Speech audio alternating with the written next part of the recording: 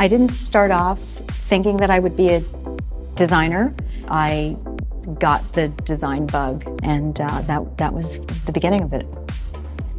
I find inspiration pretty much everywhere I go. Lighting is so important to the design process. I love bespoke, beautiful light fixtures that just lend a quality of drama and interest to any space. And then, of course, there's the effect that the lighting has on color. Color is a great way to evoke a feeling or a mood. Paint plays a role very early because it's part of the development of the color palette. I always ask my painter or my contractor to put paint samples on the wall so that you can see what they're really going to look like.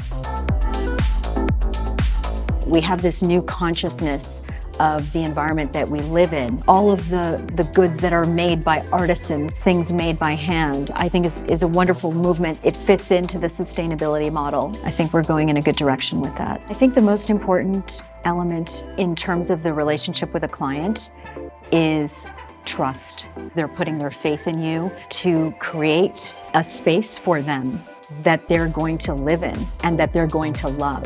And that's really what fuels my drive to help them achieve that.